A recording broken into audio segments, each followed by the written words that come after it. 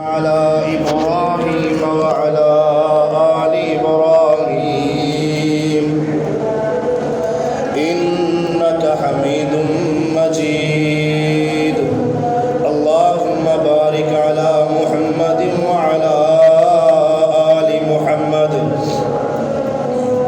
كما باركت على إبراهيم وعلى آل إبراهيم إنك حميد مجيد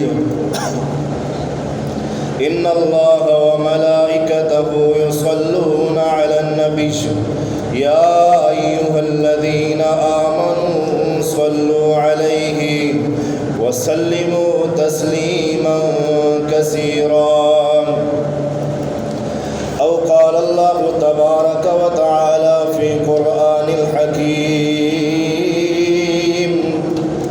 إن عدة الشهور عند الله 12 شهرا في كتاب الله يوم خلق السماوات والأرض منها 4 حرم ذلك الدين القيم فلا تظلموا فيهن أنفسكم وقاتلوا المشركين كافة كما يقاتلونكم كافة واعلموا أن الله مع المتقين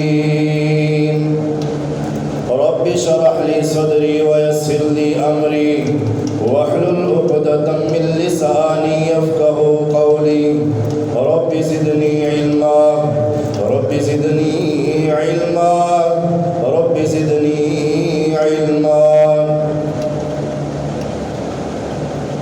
ہر قسم کی حمد و ثنا کبریائی بڑھائی تعریفات اللہ مالک الملک کے لیے بے شمار درود و سلام امام الانبیاء والمرسلین امام المجاہدین خاتم النبیین جناب محمد الرسول اللہ صلی اللہ علیہ وسلم کی ذات اقدس پر برادران اسلام پچھلا جمعہ میں یکم محرم الحرام کے موضوع پہ جناب عمر فاروق رضی اللہ تعالیٰ عنہ کی شہادت پر بات ہو رہی تھی اور اسی بات کو آگے لے کے چلتا ہوں کہ محرم الحرام کتنی اہمیت کا حامل ہے، کیا اہمیت ہے اس کی۔ سب سے پہلے یہ بات سمجھ لیں کہ اللہ کے ہاں اس کی کتنی اہمیت ہے، پھر اس کے بعد آپ کے گوش گزار کروں گا کہ اللہ کا پسندیدہ مہینہ جو ہے اور اتنی فضیلتوں والا مہینہ ہو اور پھر ہم اس میں ایسے کام سر انجام دیں جو اللہ رب العزت کی ناراضگی اور محمد الرسول اللہ صلی اللہ علیہ وسلم کی نافرمانی پر ہمیں اتار دیں۔ دوستو بھائیو، اللہ رب العزت نے یہ بات کہی ہے کہ جب سے زمین و آسمان کو میں نے بنایا 4 مہینوں کو حرمت والا بنا دیا، 3 اکٹھے ذوالقعدہ ذوالحج اور محرم الحرام اور 1 مہینہ رجب۔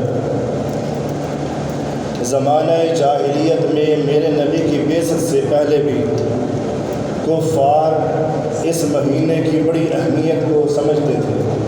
اس مہینے میں آ کر کے ان مہینوں میں اور محرم الحرام میں آ کر کے چوری ڈکیتی راہزنی ظلم و زیادتی بدتمیزیاں یہ ساری کی ساری بند کر دی جاتی تھی، اس سے رک جاتے تھے، باز آ جاتے تھے۔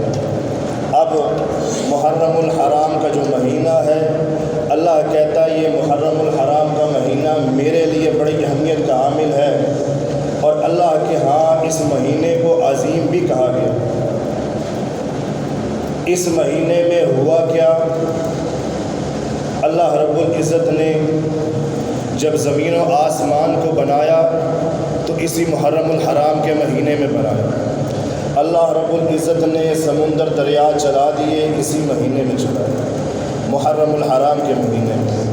اللہ رب العزت نے فرشتوں کو پیدا کیا، حضرت جبرائیل علیہ السلام کو پیدا کیا اسی مہینے میں، حضرت آدم علیہ السلام کو دنیا پہ بھیجا، اللہ رب العزت نے اسی مہینے میں بھیجا، حضرت آدم علیہ السلام کی توبہ قبول ہوئی اسی محرم الحرام کے مہینے میں ہی توبہ قبول، اللہ رب العزت نے جناب یونس علیہ السلام کو مچھلی کی پیٹ سے آزادی دی اسی مہینے میں، حضرت نوح علیہ السلام کو اپنی کشتی سے اترنے کا موقع فراہم کیا تو اسی مہینے میں، اللہ رب العزت نے اس مہینے کو اتنی اہمیت دی، اتنی فضیلت دی، اللہ رب العزت نے قرآن پاک میں یہ بات ارشاد فرمائی ہے، الرحمن علی العرش استویٰ، دنیا کے لوگوں میں نے جب سارے معاملات کر دیے دنیا کے، میں نے قرار پکڑنا تھا، ٹھہرنا تھا، کوئی جگہ کا انتخاب کرنا تھا، اللہ رب العزت کہتا ہے الرحمن علی العرش استویٰ، میں عرش پر مستوی ہوا، اور وہ یہی مہینہ تھا، مقدس مہینہ تھا، جس مہینے میں محرم الحرام کے مہینے میں اللہ رب العزت نے یہ سارے معاملات کرنے کے بعد عرش پر اقرار اور قرار پکڑا اور ٹھہرے، یہی محرم الحرام کا مہینہ تھا، اتنی فضیلت ہے۔ جناب محمد الرسول اللہ صلی اللہ علیہ وسلم کی حدیث ہے بخاری کی، افضل الصیام بعد رمضان شہر اللہ المحرم، کہ اللہ رب العزت کے ہاں رمضان کے بعد جو فضیلت والا مہینہ ہے اور اس مہینے میں رکھے گئے روزے جو فضیلت والے ہیں اور اللہ رب العزت کے ہاں بڑے پسندیدہ ہیں، وہ محرم الحرام کے روزے۔ ابھی یہ واقعات نہیں ہوئے جو بڑے بڑے واقعات محرم الحرام کے مہینے میں ہوئے، امام حسین علیہ السلام کو شہید کیا گیا، اور 10 محرم الحرام میں جو واقعات ہوئے یہ سارے واقعات ابھی رونما نہیں ہوئے۔ اس مہینے کی فضیلت آپ صلی اللہ علیہ وسلم نے پہلے بتا دی اور سمجھا دی ہے کہ دیکھو اللہ رب العزت کے ہاں اس مہینے میں رکھا گیا روزہ اللہ رب العزت کے ہاں بڑا پسندیدہ، اور جناب محمد الرسول اللہ صلی اللہ علیہ وسلم نے امام حسین علیہ السلام کے شہید ہونے سے 60 سال پہلے اس مہینے کی ساری فضیلت بتا دی۔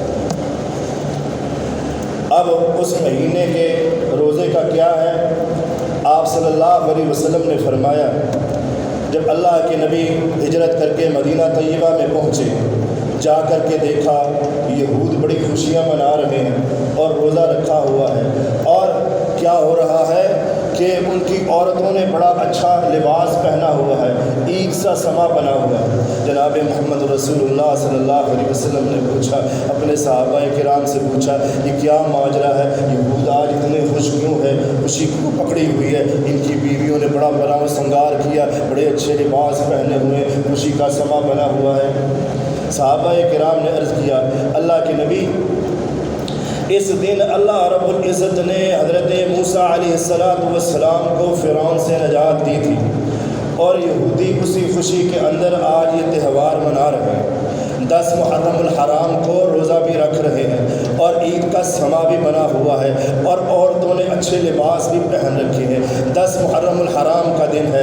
آپ صلی اللہ علیہ وسلم نے فرمایا، ہم بھی 10 محرم الحرام کا روزہ رکھیں گے۔ جناب محمد رسول اللہ صلی اللہ علیہ وسلم نے ساتھ یہ بات بھی کہہ دی کہ اللہ رب العزت کی طرف سے حکم ہے اللہ کے نبی کو، خالف الیہود والنصارى، اے میرے پیارے پیغمبر جناب محمد رسول اللہ صلی اللہ علیہ وسلم، آپ نے یہود و نصارہ کی مخالفت کرنی ہے، ان کے خلاف چلنا ہے۔ اللہ کے نبی نے یہ بات ارشاد فرمائی، آئندہ سال ہم 10 محرم الحرام کے روزے کے ساتھ ساتھ 9 محرم الحرام کا روزہ بھی رکھیں گے۔ آئندہ سال آیا، اللہ کے نبی دنیا پہ نہ رہے، اللہ رب العزت کے پاس چلے۔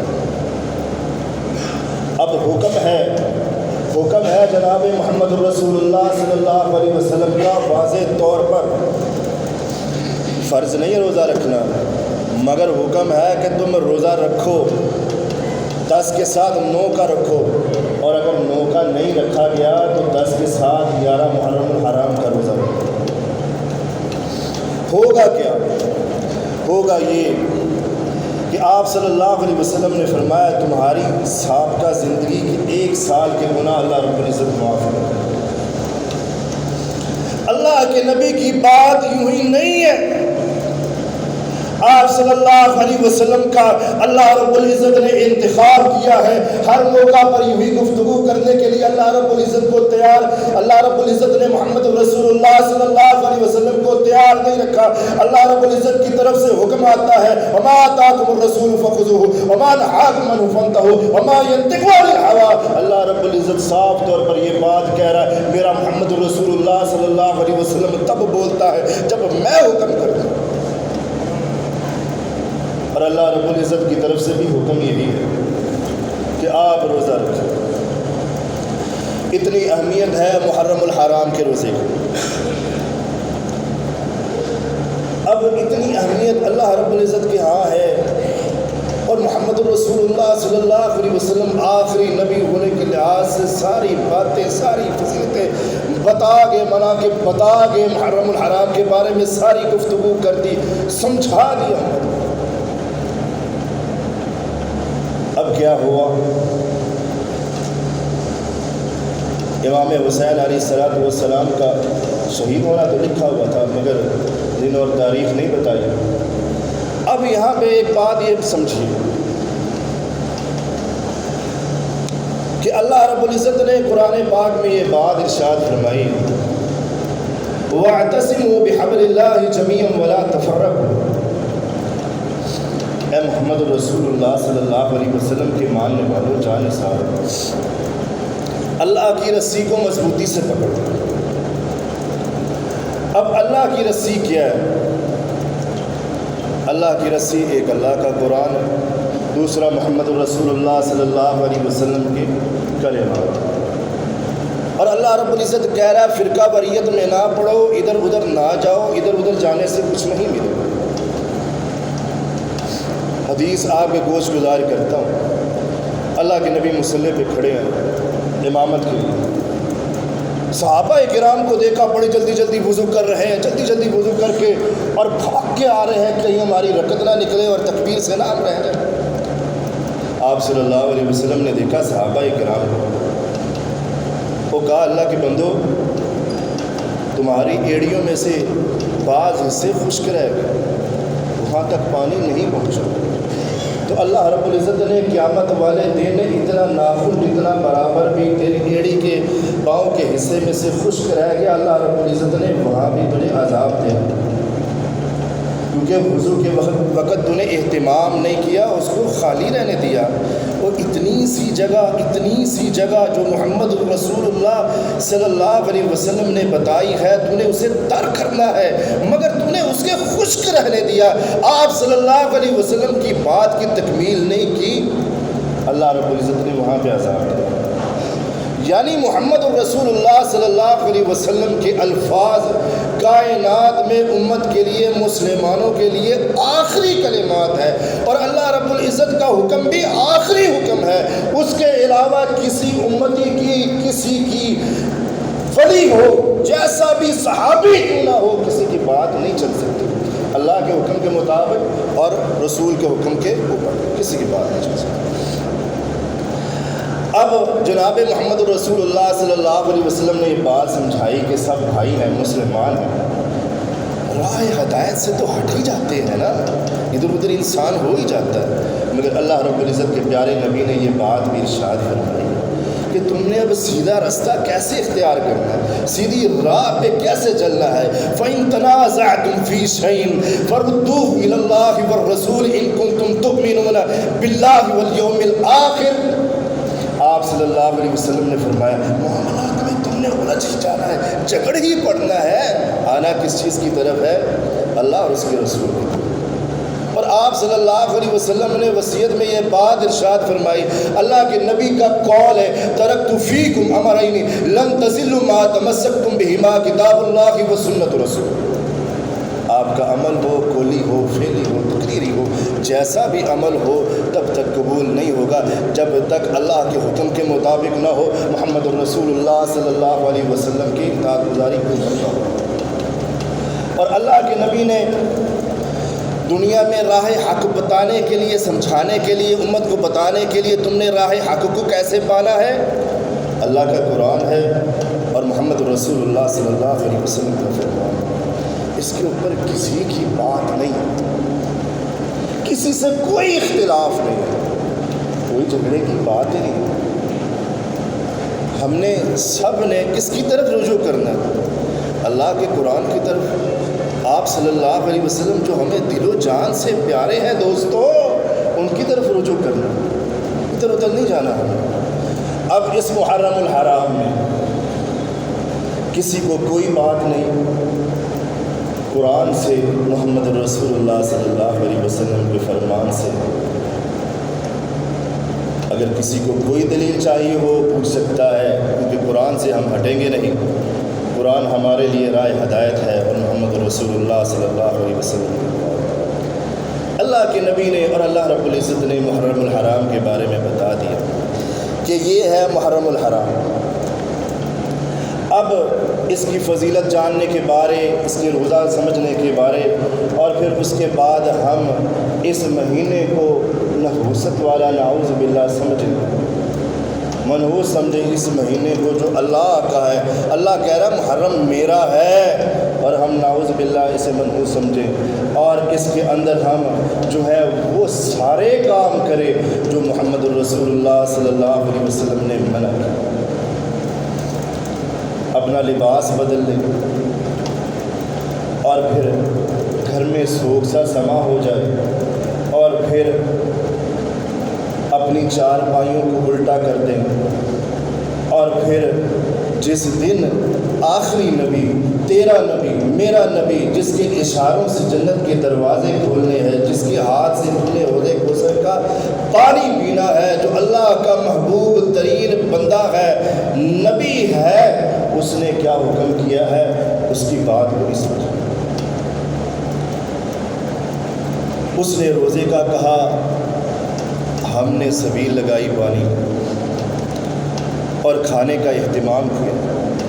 یہ سارے کے سارے معاملات غیر شرعی ہیں۔ اسلام میں کہیں میں بھی اس چیز کا حکم نہیں کہ آپ 10 محرم الحرام کو سبیلے لگائیں، پھر اس کے بعد جو ہے کھانا کھلائیں، نوحہ خوانیاں کریں، اور آپ صلی اللہ علیہ وسلم کے قول کی ہم تردید کریں۔ وہ صحابہ کرام جو آپ صلی اللہ علیہ وسلم کا ہر موقع پر ساتھ دینے والے، ہم نوحہ خوانیاں کرتے ہوئے لا علمی کے اندر جناب محمد رسول اللہ صلی اللہ علیہ وسلم کے درجے کو بھی کم کر دیں، اور امی عائشہ صدیقہ کے بارے میں طعن زن کریں۔ وہ عائشہ ہے جس کے بستر پہ جبریل آتا ہے، اللہ کی وحی آتی ہے، اور جناب عثمان غنی ہو، جناب عمر فاروق رضی اللہ تعالیٰ عنہ ہو، جناب ابو بکر صدیق رضی اللہ تعالیٰ عنہ ہو، تو نے داڑھی بھی مونڈی ہو، تیری عقل اور شکل صورت تو کردار سے کہیں سے تو اسلام کے قریب سے بھی نہ لگتا ہو، مگر تو ان صحابہ کرام کے بارے میں یوں طعن زنیاں کرے، اور محرم الحرام کے مہینے میں کرے، اور محمد رسول اللہ صلی اللہ علیہ وسلم یہ بات ارشاد فرمائے، لا تسبوا اصحابی، میرے صحابہ کرام کو گالی نہیں دینا، ان کے آپس کے معاملات ہیں آپس میں، تجھے حق کہاں سے پہنچا، تو کیوں کر بولے ان کے خلاف۔ لا تسبوا اصحابی، کسی کے بارے میں بھی، کسی صحابی کے بارے میں کوئی اجازت نہیں ہے تو زبان درازی کرے اور زبان کرے۔ کم علمی میں اتنا کچھ کہہ دینا، اتنا کچھ کہہ دینا کہ انسان نعوذ باللہ اس پہ عقل بھی دنگ رہ جاتی ہے، اور سوچتا ہے، کہتا ہے کہ یہ کہاں سے اس نے لیا۔ ایک شخص کہنے لگا، تمہیں پتہ ہے کہ بیت اللہ پہ مینار کیوں نہیں ہے؟ کہتا ہے بیت اللہ پہ مینار اس لیے نہیں ہے کہ ابھی ایک بار میں نے بھی آنا ہے، اور امام مہدی نے بھی آنا ہے، اور پھر بیت اللہ کی چھت کے اوپر مینار لگے گا۔ نعوذ باللہ من ذالک۔ اس کا اسلام کے ساتھ کیا تعلق ہے؟ تو من گڑت باتیں کر رہا ہے۔ چلو آؤ تمہیں آخری بات کی طرف لے کے چلتا ہوں۔ ہر انسان کے دل میں یہ سوال ہوتے ہیں، اور میرے پاس بھی بڑا سوال آیا یہ کہ اس 10 محرم الحرام کو یا محرم الحرام کے مہینے میں جو سبیل لگتی ہے، جو ہم پانی پیتے ہیں اور ہم دلیم کھاتے ہیں، جو حلیم کہتے ہیں نا، وہ حلیم اللہ تعالیٰ کا نام ہے، کیونکہ آپ کی اصلاح کرنا بھی ضروری ہے۔ وہ دالوں کا مجموعہ ہے، دلیم ہے، حلیم نہیں ہے۔ اسے آج سمجھ لیں آپ، آئندہ سے اسے دلیم کہنا ہے، حلیم نعوذ باللہ اللہ تعالیٰ کا نام ہے۔ اتنا کچھ آپ تناول فرماتے ہیں، اتنا کچھ کرتے ہیں۔ اور اللہ کے قرآن سے پوچھ لیتے ہیں، اللہ کا قرآن اس کے بارے میں کیا کہتا ہے؟ پوچھتے ہیں نا، آپ سادہ لوگ انسان ہیں، پوچھتے ہیں بھائی کس کے نام کا پانی ہے؟ وہ کہتا ہے امام حسین علیہ السلام کے نام کا پانی ہے۔ یہ لنگر کس کے نام کا ہے؟ امام حسین ہمارے ہیں، سیدہ فاطمہ ہماری ہے، سیدہ عائشہ بھی ہماری ہے، علی المرتضیٰ ہمارے ہیں، سارے صحابہ کرام ہمارے ہیں۔ جناب محمد الرسول اللہ صلی اللہ علیہ وسلم کی حق سچ والی زبان، نبوت والی زبان سے یہ بات ارشاد فرمائی ہے، حسن و حسین نوجوان جنت کے سردار ہیں اور میرے پھول ہیں۔ جس انسان نے ان کے ساتھ بغض رکھا، اس نے محمد الرسول اللہ صلی اللہ علیہ وسلم کے ساتھ جنگ لی۔ بہت بڑی شخصیات ہے، وہ شخص ملعون ہے، لعنتی ہے اور پلے درجے کا بے ایمان اور جہنمی ہے جو ان شخصیات کے ساتھ آل بیت اطہار کے ساتھ نفرت اور بغض رکھتا ہے۔ آپ صلی اللہ علیہ وسلم نے قرآن کی آیت پڑھی، سمجھنا، انما حرم علیکم المیتۃ والدم ولحم الخنزیر وما احل لغیر اللہ۔ ابھی 2-4 پچھلے جمعے گزرے، میں نے آپ کے سامنے حضرت ابراہیم علیہ السلام کی سیرت کا تذکرہ کرتے ہوئے یہ بات کہی، جب جناب ابراہیم علیہ السلام بتوں کے کمرے میں پہنچے نا، تو ان بتوں سے کہنے لگے، فراغ الی آلہتکم فقال الا تأکلون ما لکم لا تنطقون، فراغ علیہم ضربا بالیمین۔ حضرت ابراہیم علیہ السلام دیکھتے ہیں ان کے سامنے سونے کے جوہرات بھی پڑے، چاندی کے بھی پڑے ہیں، اور شیرینیاں بھی پڑی ہیں، کھانے کی اشیاء بھی پڑی ہے، شربت بھی پڑے ہیں، سب کچھ پڑے ہیں بتوں کے سامنے۔ ان سے کہہ رہے تم کھاتے کیوں نہیں ہو، تم بات کیوں نہیں کرتے؟ مارا تو ان کو اڑا دیا ان کی گردنوں۔ اب بات کیا تھی؟ انما حرم، اللہ تعالیٰ نے حرام کر دیا، علیکم المیتۃ، تم پر مردار کو، والدم، اور خون کو، دم مسفوح کو، بہتا ہوا، ولحم الخنزیر، اور خنزیر کا گوشت، وما احل لغیر اللہ بہ، اور وہ چیز جو غیر اللہ کے نام ہے، نبی کے نام کی بھی ہو تو وہ غیر اللہ کے نام کی ہے، غیر اللہ کے نام کی کوئی چیز قابل قبول نہیں ہے۔ اب یہاں پہ ایک بات سمجھ لیں، فَمَنِ اضْطُرَّ فِي مَخْمَصَةٍ غَيْرَ مُتَجَانِفٍ لِإِثْمٍ، کوئی شخص انتہا درجے کی بھوک لگی ہے، مرنے کے قریب ہے، پتہ ہے میں نے مر جانا ہے، بچنا نہیں ہے، اب سامنے حرام بھی پڑا ہے، تو اجازت ہے کہ 1-2 لقمے کھا کے اپنی جان بچا۔ اب یہ تینوں چیزیں پڑی ہے، دم مسفوح بھی پڑا ہے، لحم الخنزیر بھی پڑا ہے، اور خنزیر کا گوشت بھی پڑا ہے، اور حرام بھی پڑا ہے، اور وہی شرینی اور وہی کھانا جو غیر اللہ کے نام کا ہے، چاہے وہ محمد رسول اللہ صلی اللہ علیہ وسلم کے نام کا کیوں نہ ہو، وہ حرام ہے۔ اب آپ نے جان بچانی ہے تو ان کھانوں میں سے آپ کون سا کھائیں؟ اور آپ کے گھر میں چلو بریانی آئی ہے، اور بڑی عمدہ قسم کی بریانی ہے، ایک طرف مردار پڑا ہے، خنزیر کا گوشت پڑا ہے، اور پھر اس کے بعد دم مسفوح بہتا ہوا خون وہ پڑا ہے، اور غیر اللہ کے نام کی بریانی بھی پڑی ہے۔ اب آپ نے جان بچانی ہے تو کسے کھائیں گے؟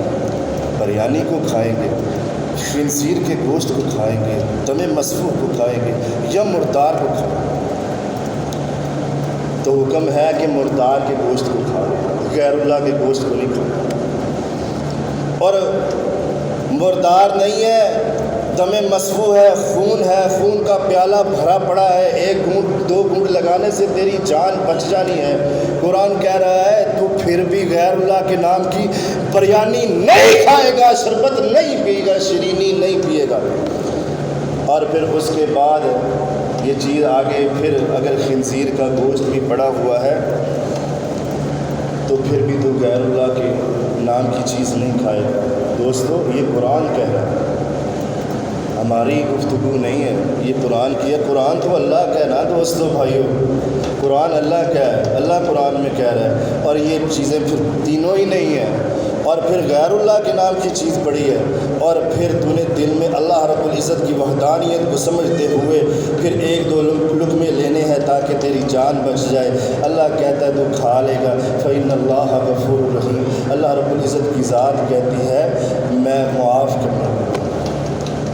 جناب علی رضی اللہ تعالی عنہ کی حدیث ہے، علی راوی ہیں، آپ صلی اللہ علیہ وسلم کا فرمان ہے۔ علی کہتے ہیں آپ صلی اللہ علیہ وسلم نے فرمایا ہے اللہ کی لعنت ہو اس شخص کے اوپر جو غیر اللہ کی چیز غیر اللہ کے نام پہ تقسیم بھی کرتا ہے اور کھاتا بھی ہے۔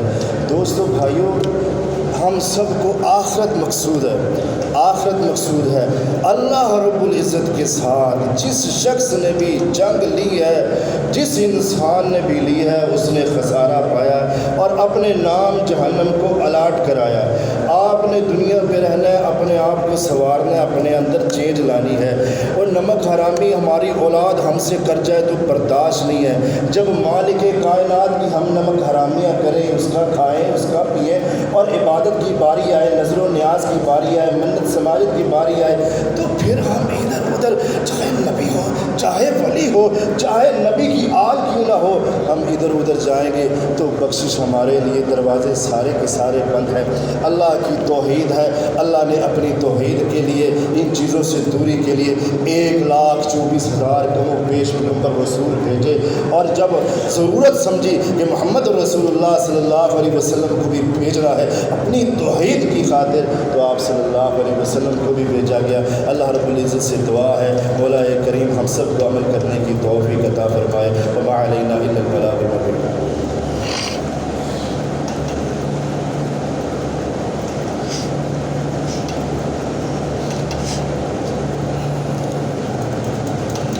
الحمد للہ